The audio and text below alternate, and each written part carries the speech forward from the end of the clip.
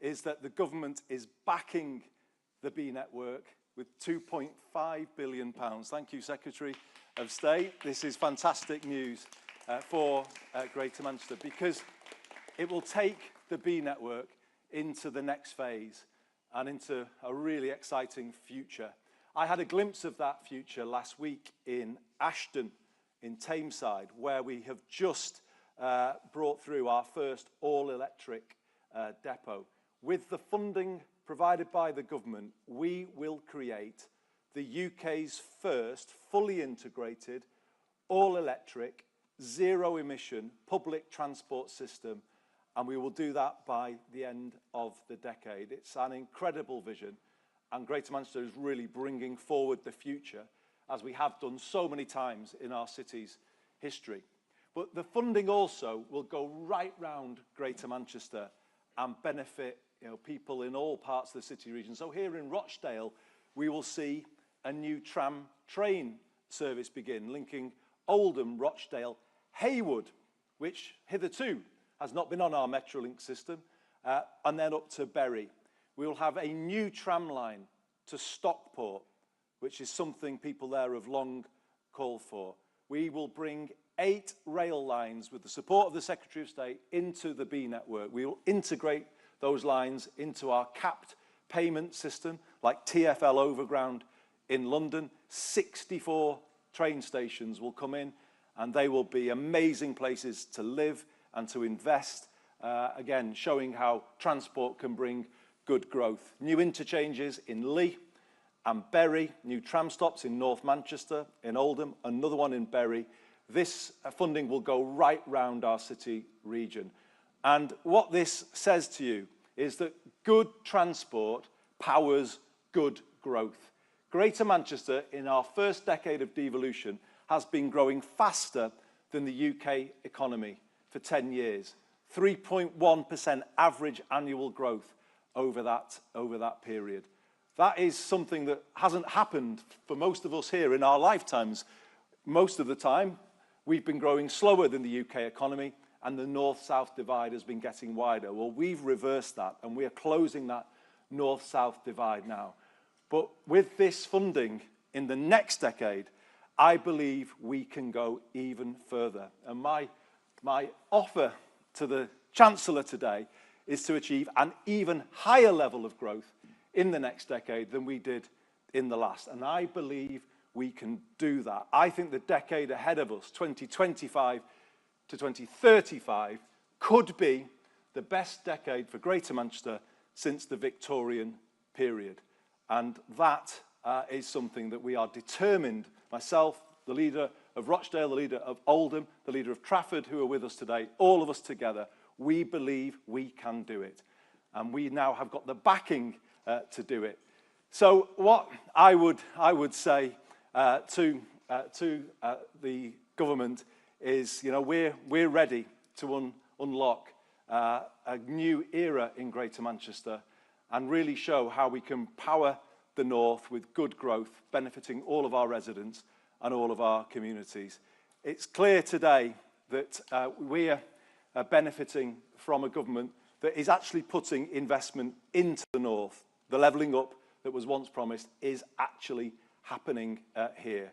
So the government is backing us, and our message from Greater Manchester today is that we're backing you.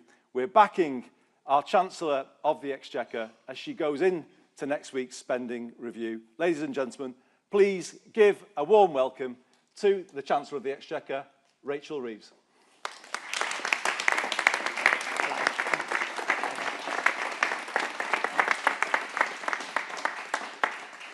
Thank you very much, Andy and Heidi. It's great to have you here as well today.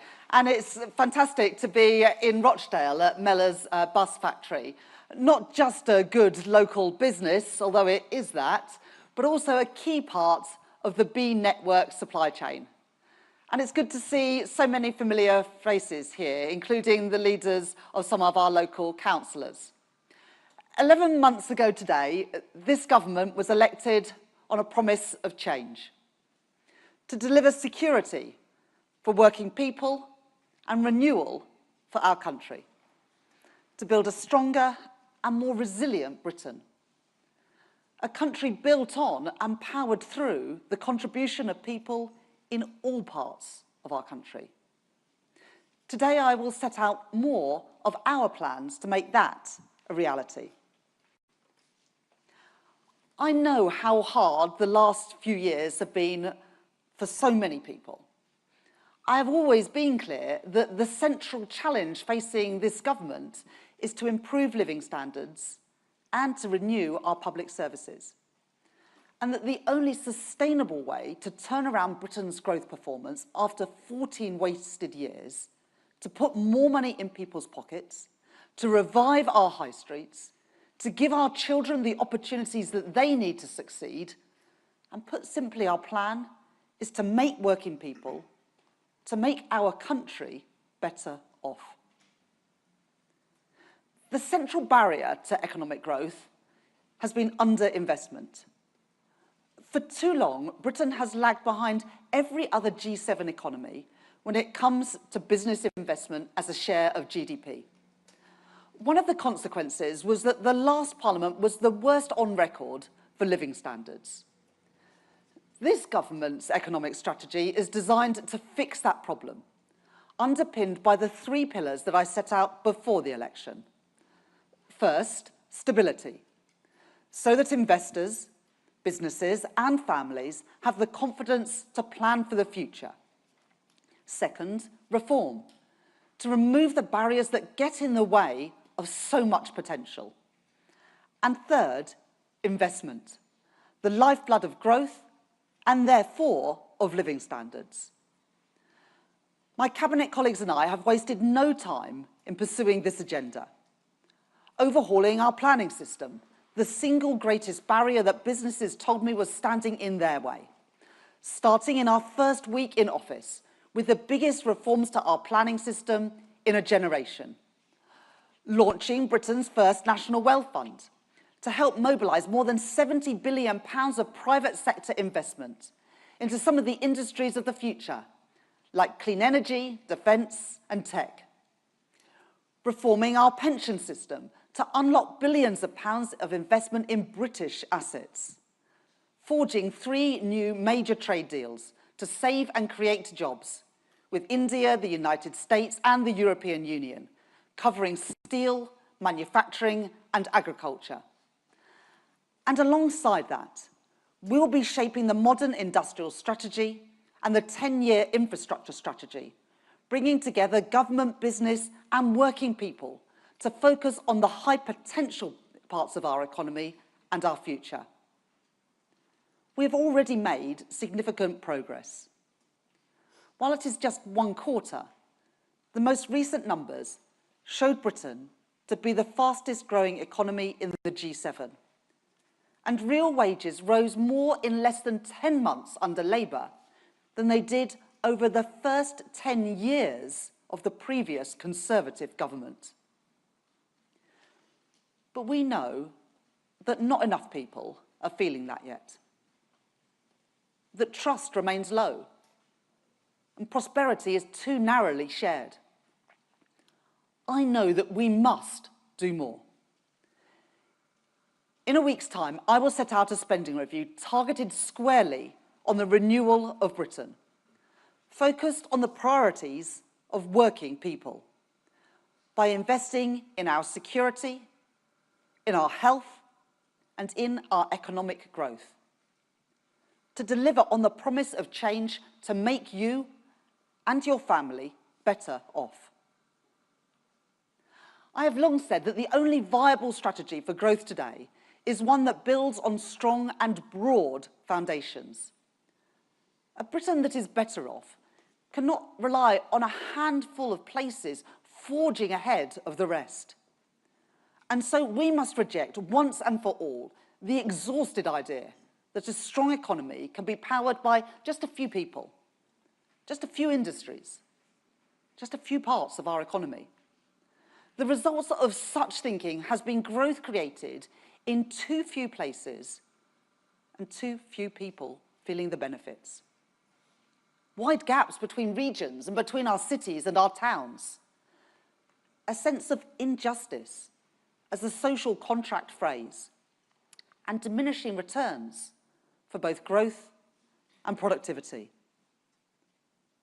For every success story, and there are many, there is potential that is held back by the uneven distribution of opportunity, by the long legacy of deindustrialization and past political choices that consigned whole industries and whole communities that depended upon them to decline. And yes, by spending decisions made down in London. Now, I've been a Leeds MP for 15 years. Another great city, Andy. Like so many of my colleagues, wherever they represent, and so many of our constituents, I am painfully familiar with big promises that come to nothing. The frustration that people feel as good work and opportunities slip away, while young people are presented with a choice to stay close to home where they want to be, or to move away and find a better job paying better wages. Families wrenched apart, or opportunities missed out on.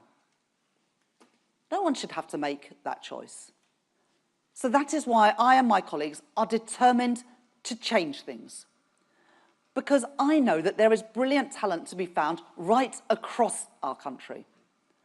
I can see that potential in all of our towns and our cities. The creativity and scientific rigor in our universities, the leading businesses pushing at the frontier in sectors that will be core to our modern industrial strategy, in tech, energy, transport and finance. I see that potential everywhere that I go. I know that a prosperous United Kingdom depends on the economic strength of all its parts and on the contribution of working people everywhere. And that is why this autumn, I will be partnering with the Business Secretary and with the Mayor of the West Midlands, Richard Parker, to host a regional investment summit to showcase the investment potential that all of our regions have to offer. Over the next week, you will hear a lot of debate about my so-called self-imposed fiscal rules. Now, contrary to some conventional wisdom, I didn't come into politics because I care passionately about fiscal rules. I came into politics because I want to make a difference to the lives of working people. Because I believe as strongly now as I did when I was inspired to join the Labour Party almost 30 years ago, that every person should have the same opportunities as others to thrive and to succeed, no matter what their parents do, no matter where they grow up. And because I know that economic responsibility and social justice go hand in hand. Now, after 2022, no one should need to be told about the dangers of reckless borrowing for the financial security of ordinary families. When Liz Truss and the Conservatives trashed market confidence in our British economy, it was working people who paid the price. Be in no doubt, Nigel Farage and Reform are itching to repeat that exact same experiment, to pursue those fantasy economics all over again. And the results? Well, they would be the same. Market instability and interest rates rising, with soaring rents and thousands of pounds extra on families' mortgages. Businesses would pay more for their borrowing, and pensions that people save hard for would be put in peril again. I will never take those risks. Labour will never take those risks. Strong and transparent fiscal rules are an indispensable safeguard for working people, and that is why my rules are non-negotiable. So let's be clear. It is not me imposing borrowing limits on government.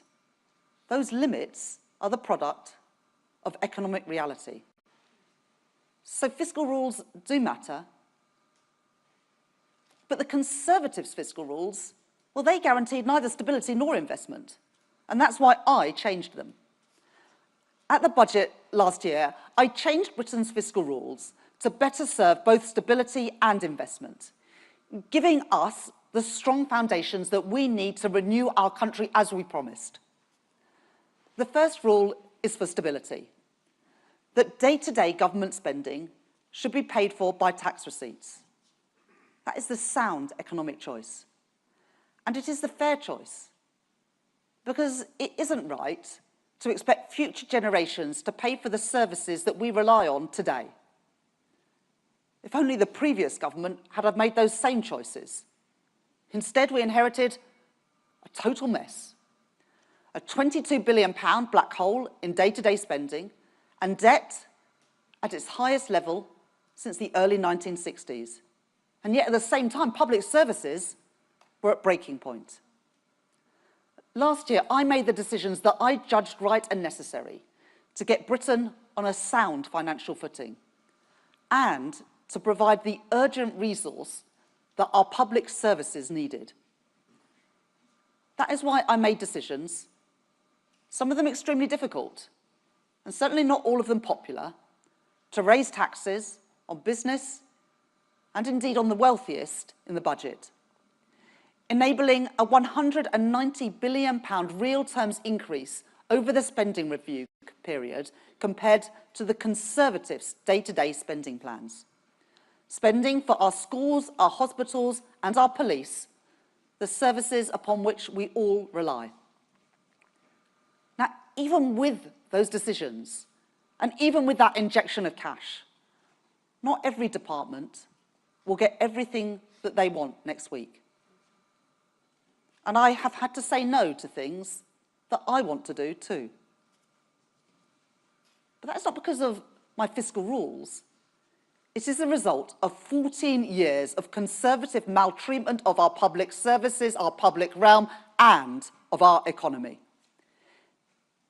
It is the stability that my rules support and the choices that we made as a government in October that have helped facilitate 4 cuts in interest rates since the last election, saving £650 a year for a family taking out a new typical 2-year fixed mortgage. My second fiscal rule is what enables us to invest in Britain's economic renewal, to keep Britain's public sector debt on a sustainable path, while allowing government to invest in the infrastructure that will provide stronger economic growth in the future. The decisions that we made in October mean that for the first time, Treasury actually takes account of the benefits and not just the costs of investment. And together, the fiscal rules mean that unlike our predecessors, we will not be balancing the books by cutting investment. And that is why we can increase investment by over £113 billion more than the last government planned, meaning public investment will be at its highest sustained level since the 1970s. Combined, these changes deliver over £300 billion of extra spending across 5 years on our public services and on our economic future. Britain faces a binary choice: investment or decline. And I choose investment because I believe in an entrepreneurial and an active state. And I reject wholeheartedly the old-fashioned dogmatic view that the only good thing a government can do is get out of the way. These choices that I am making are about realising that entrepreneurial and active state. At the spending review, I will set out in detail the allocation of those additional resources to power growth and to renew our public services.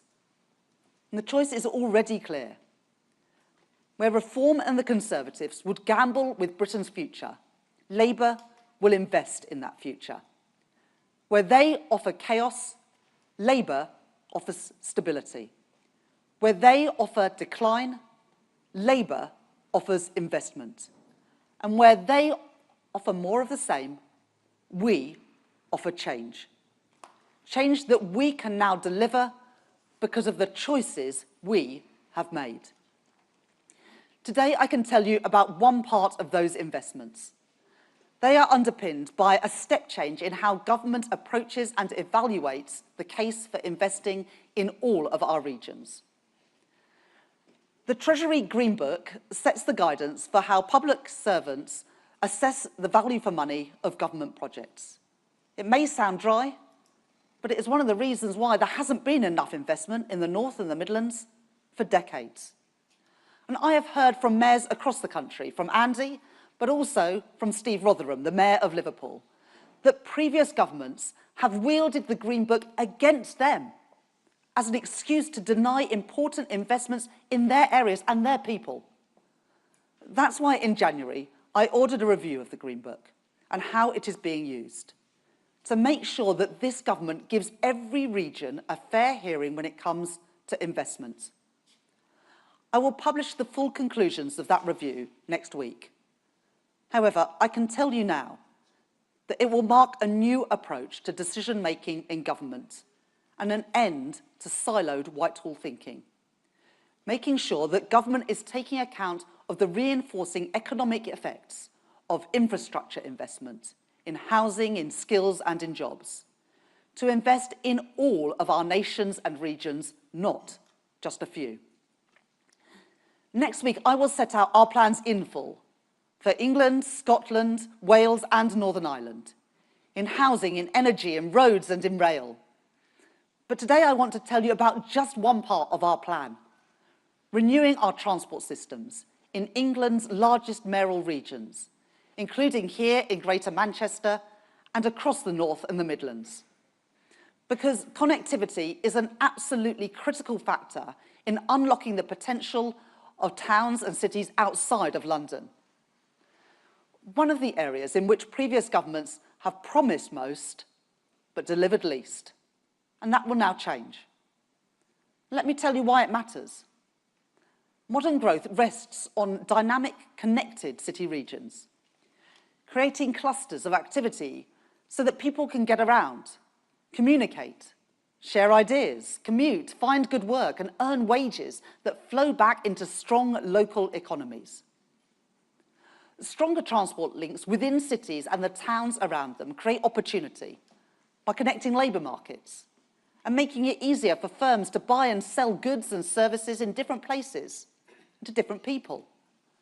Labour's strong investment in the past in strongly integrated transport systems, including in London, helps explain London's global success and also its advantages over other UK cities. Now, we want London to succeed, but it is the lack of that infrastructure which puts England's other great cities, Birmingham, Liverpool, Newcastle, at a disadvantage compared to their European counterparts that have this infrastructure. And it helps to explain our underperformance relative to other European economies. If we were to increase the productivity of those second cities in the UK to match the national average, our economy today would be £86 billion larger.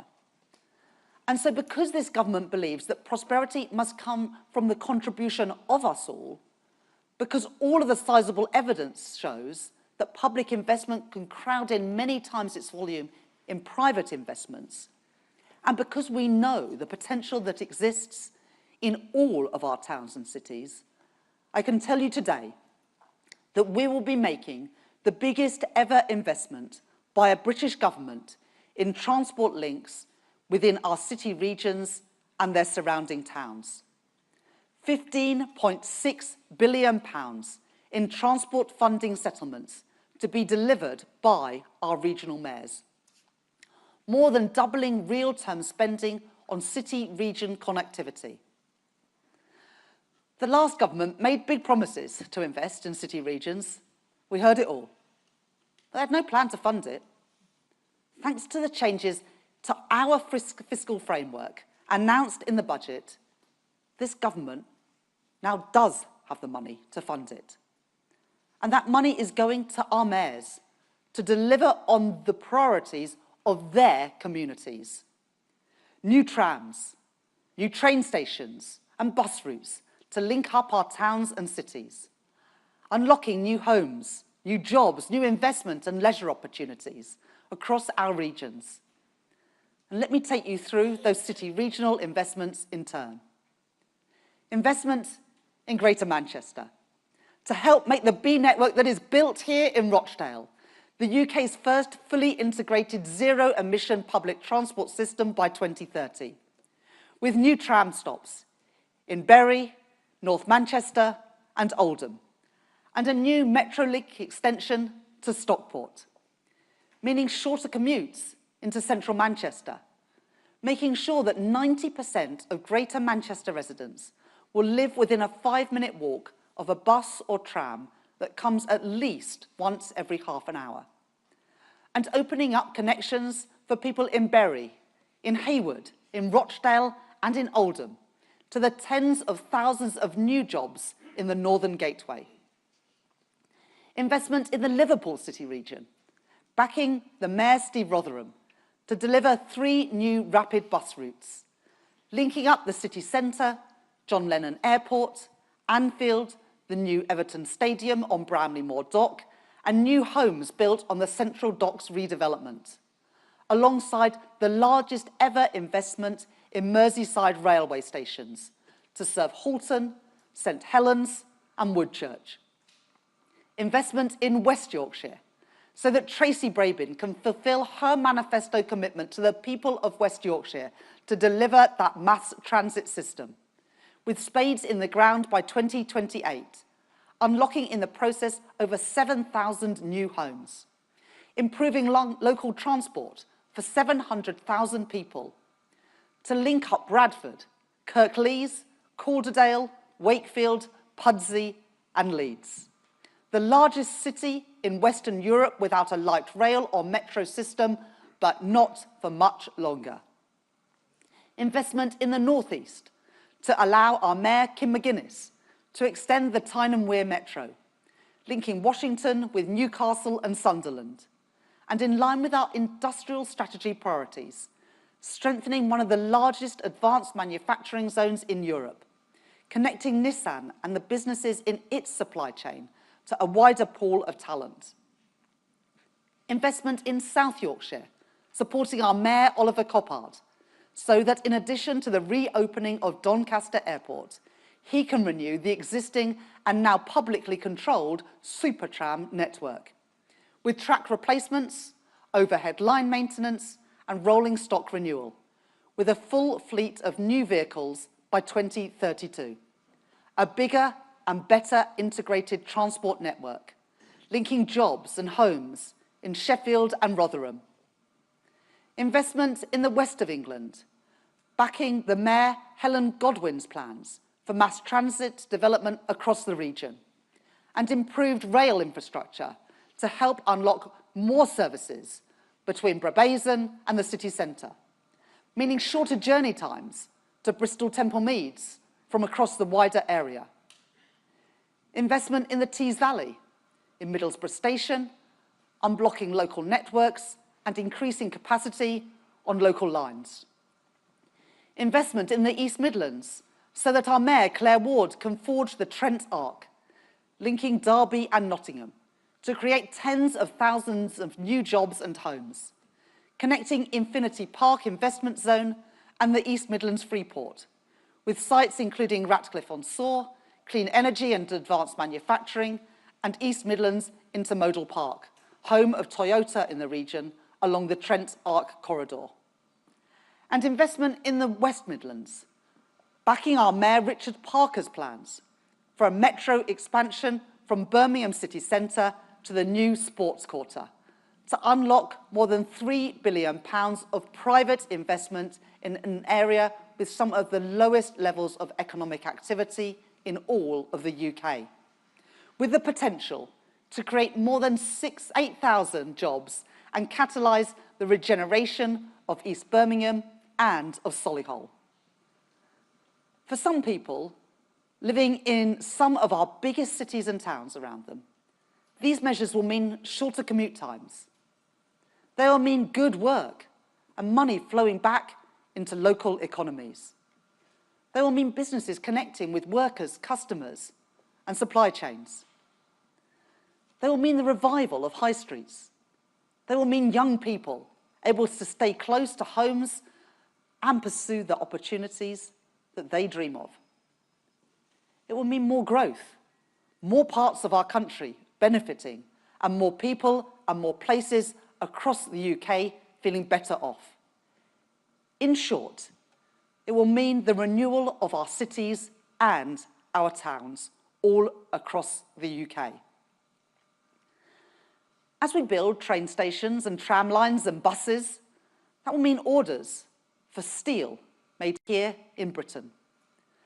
6 weeks ago, this government was presented with a choice: to allow British Steel in Scunthorpe to close, or to intervene in a way that British governments have been too reluctant to do for too long.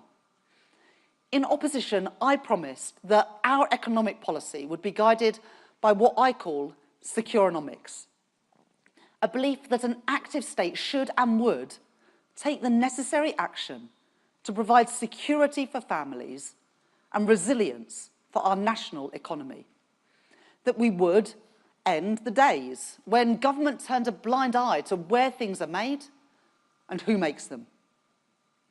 And I meant what I said. And so I was not prepared to tolerate a situation in which Britain's steel capacity was fundamentally undermined, in which our infrastructure, our industries, our security became dependent on foreign imports. And I was not prepared to see another working class community lose its pride, the prosperity, the dignity that industry provides. So we intervened. We saved British Steel and the jobs that went with it. And in line with that principle, as we invest in transport for our regions, that investment will support British supply chains. I promised that this Labour government would buy, make and sell more here in Britain, and I meant it. Growth made in Britain, jobs here in Britain, and a new generation of crucial national infrastructure built right here in Britain. What I have set out today is just one part of our ambitious plan for the renewal of Britain, a plan which marks a decisive break with the days when government stood back and shrugged its shoulders, as jobs, industry and aspiration were drained away from so many of our towns and cities. Steps towards a new economic model, driven by investment in all parts of the country, not just a few. That is how we intend to deliver on that promise of change, to make you and your family better off. Next week, there will be more to come. This government promised change, and we are keeping that promise. Thank you.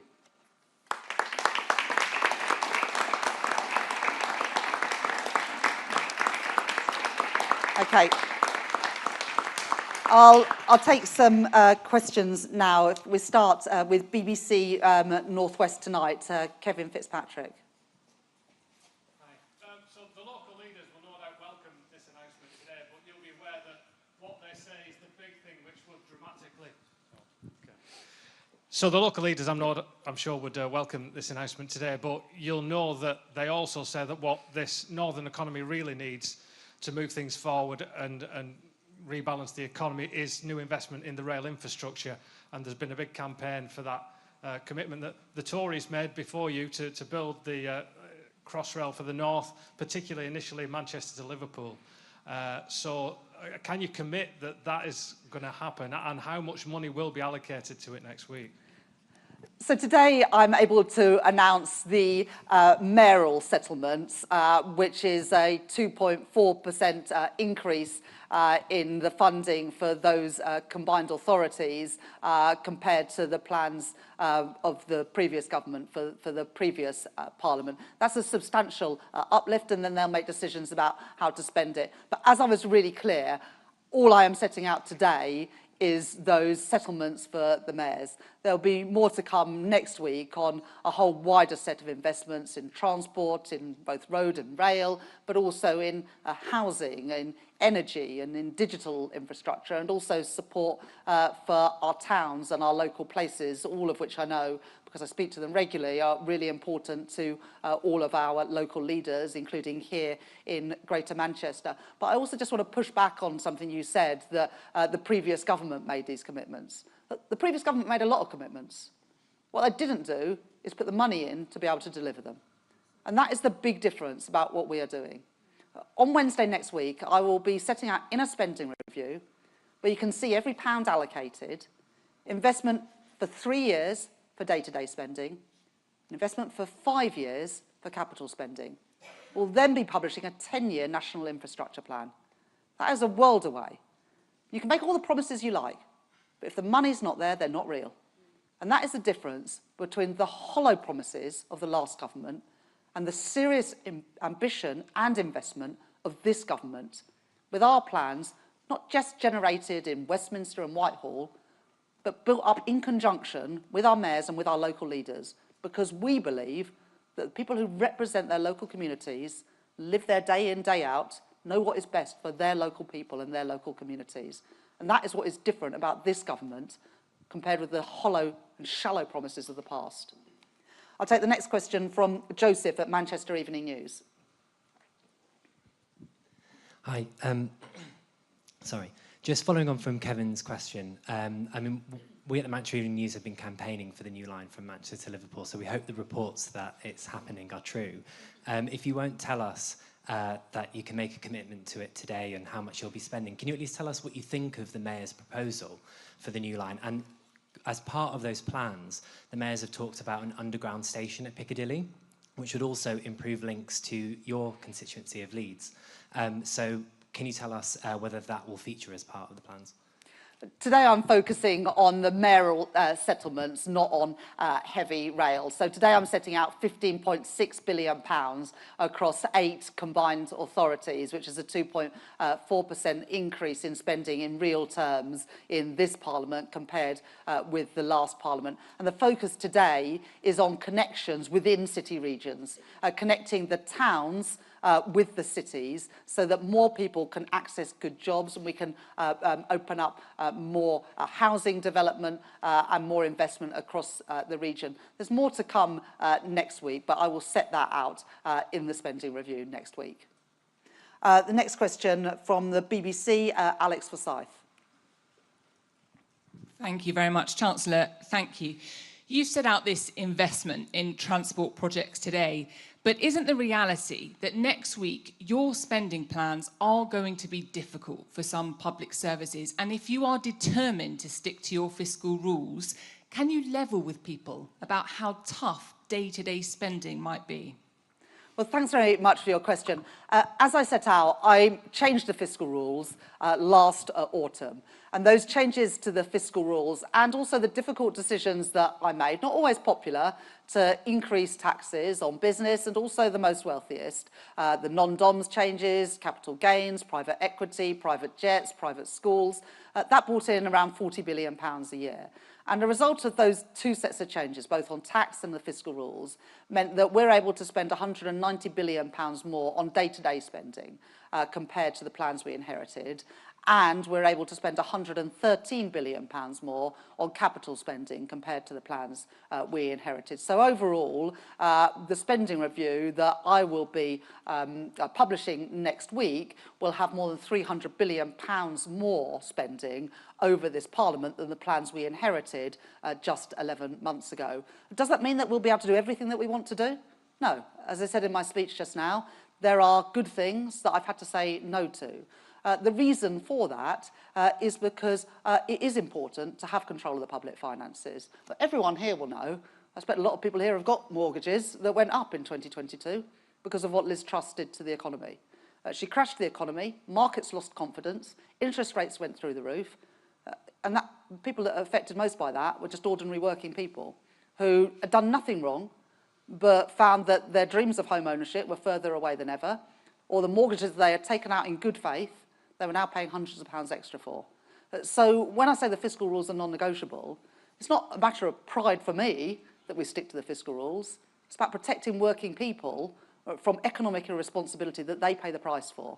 So that does mean we can't say yes to everything, but because of the changes we made, both the difficult choices on tax, but also the right choices, and the right choices too on fiscal rules, mean that we have got £300 billion more to spend over the next 5 years than if I had simply stuck to the spending decisions of the previous Conservative government.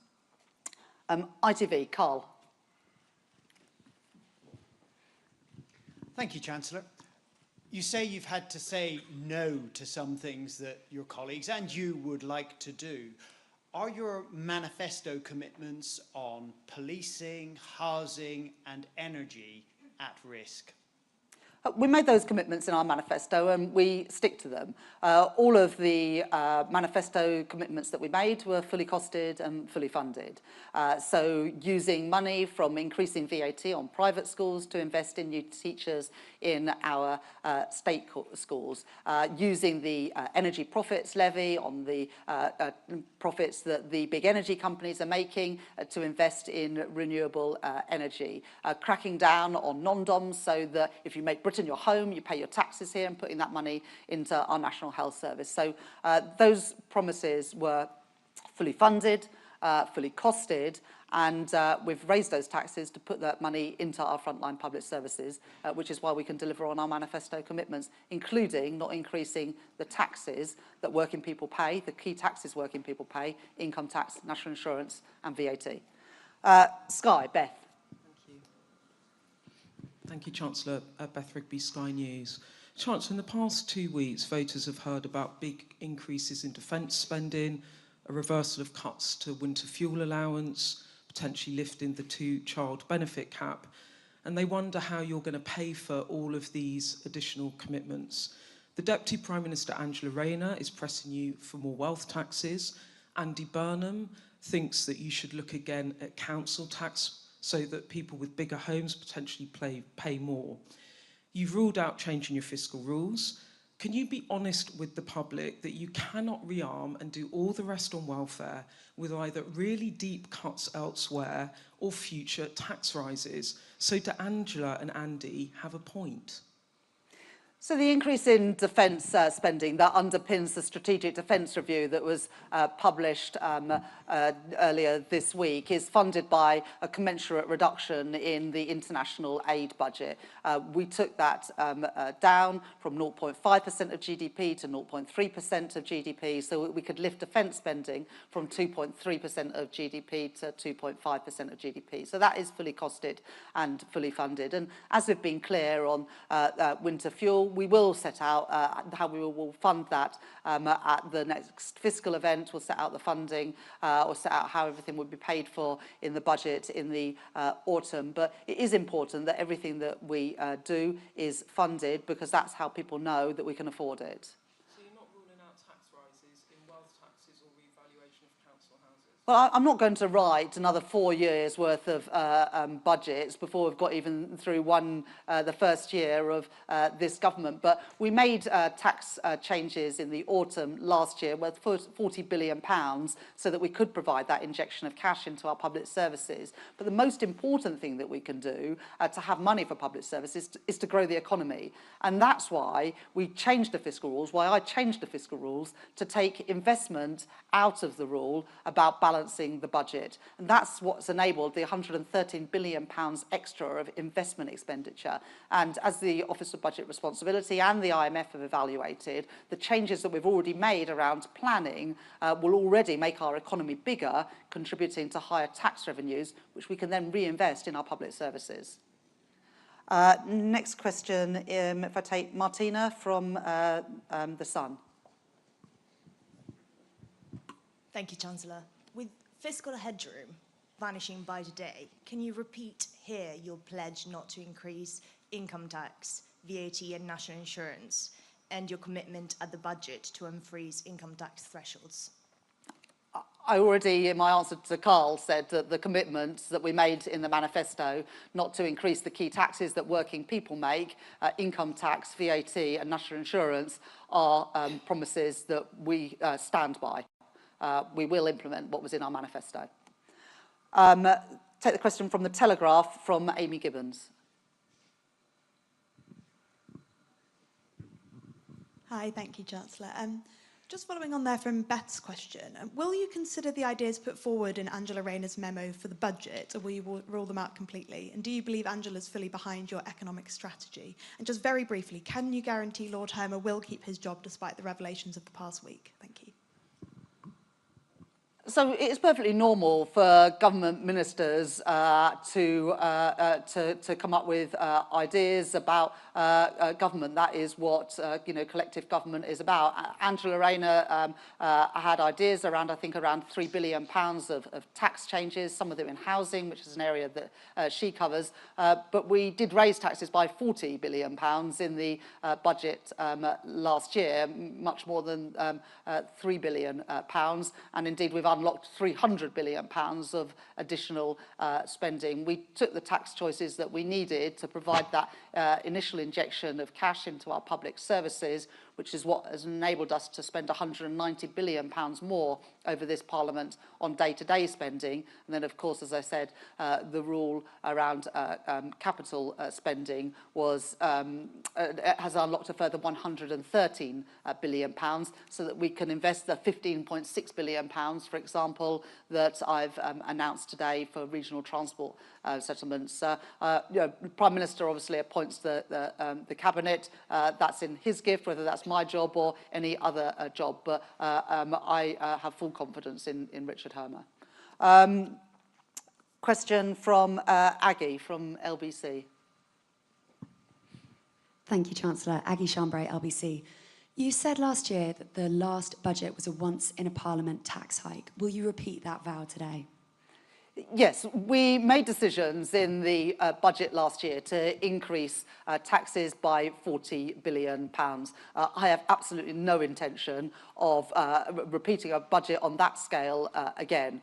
That budget was absolutely necessary because the previous government left a £22 billion black hole in the public finances, not some year in the future, but in the fiscal year we're in. They had already spent the reserve set aside for genuine emergencies 3 times over, just 3 months into the financial year. So I had to take immediate action, both to put our public finances on a firm footing and also to ensure that our public services that had been committed funding, but that money hadn't been made available, to make sure that they could continue to function. I've now drawn a line under that economic mismanagement. People can be confident that our public finances are on a firm footing. And this week, I'll be allocating funds based on the budget settlement that we made last year.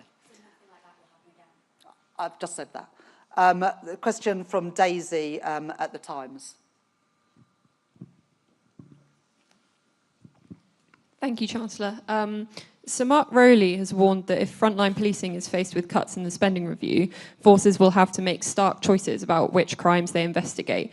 Which crimes are the government happy for police to ignore?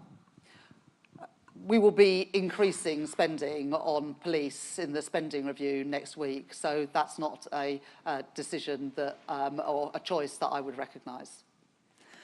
Any other questions? Catherine? Thank you, Catherine Forster, GB News.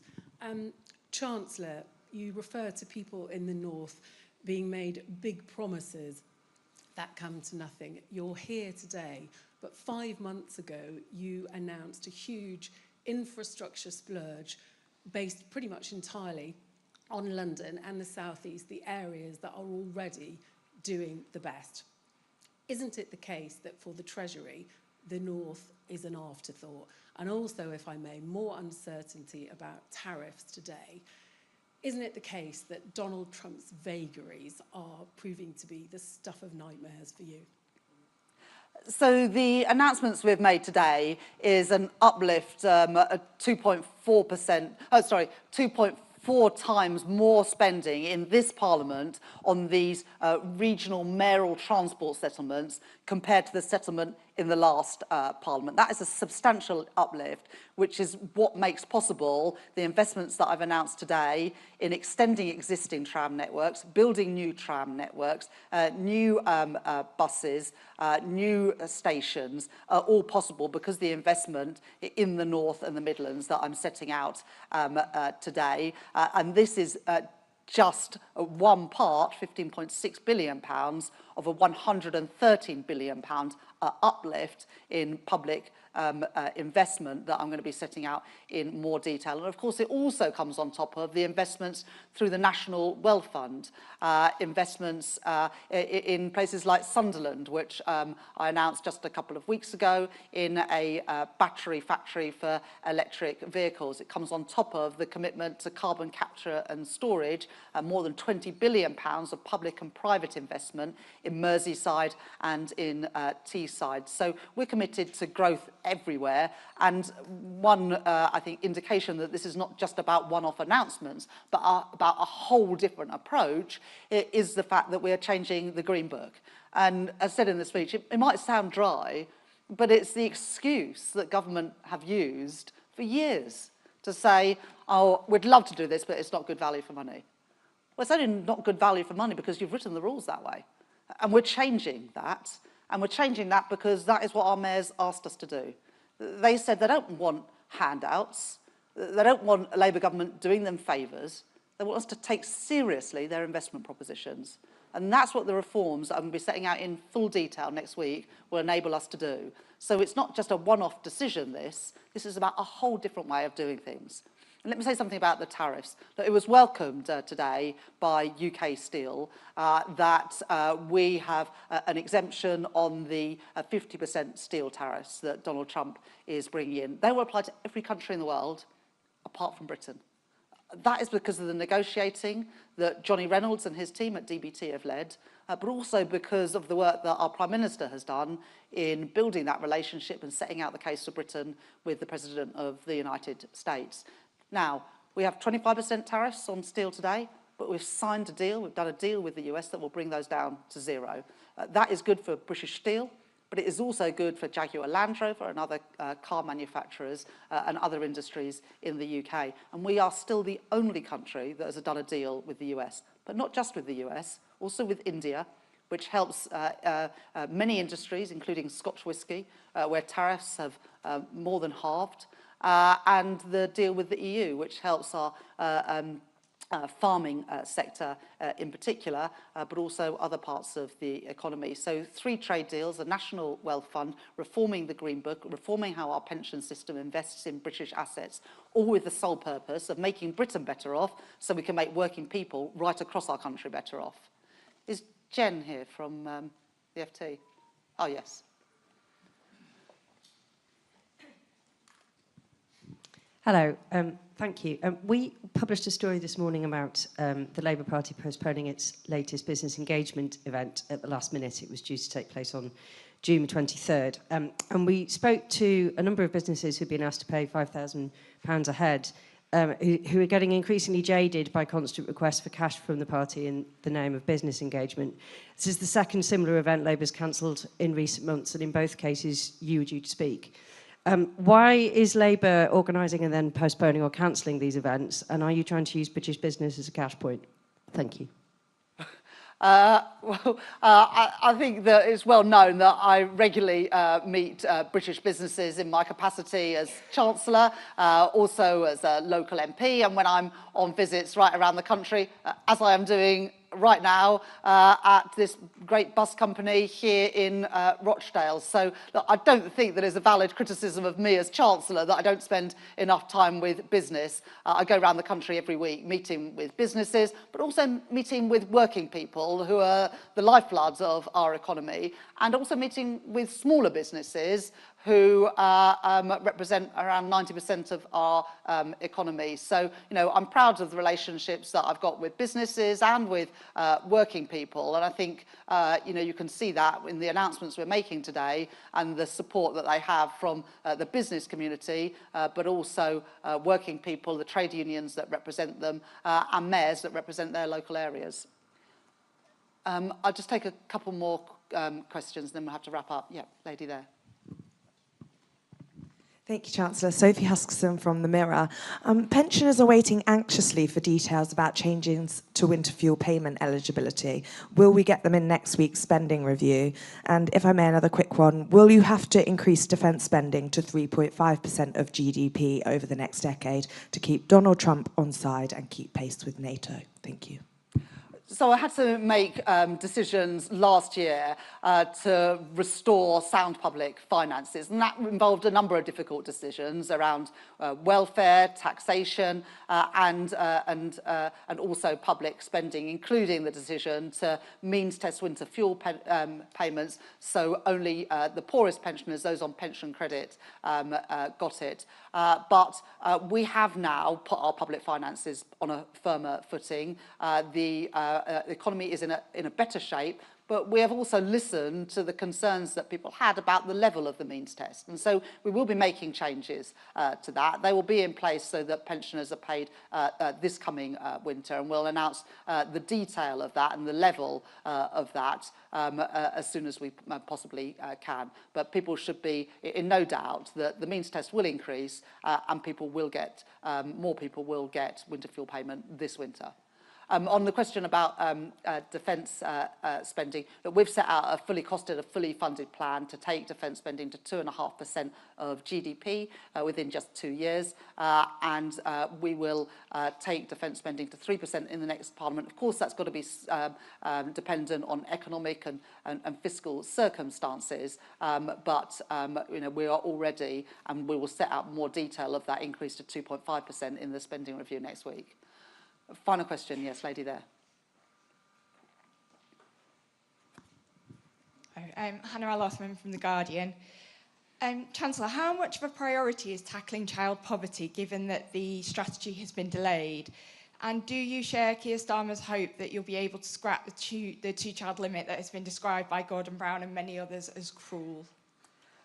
So that is a cap that we inherited from the previous government, and it will cost, I think, just over £3 billion to reverse. And I have been clear that we won't make spending commitments without being able to explain where the money is going to come from. But this government is determined to reduce child poverty. It's a moral mission for this government. It's why we have already started on that with the rollout of the first breakfast clubs from April at primary schools. It's why we've put more money into childcare so that more parents can work more hours to balance work and family life and put more money in their families' pockets. But every Labour government has reduced child poverty. We are determined to do so as well. The Child Poverty Task Force will be reporting in the autumn, and then we'll be setting out further plans.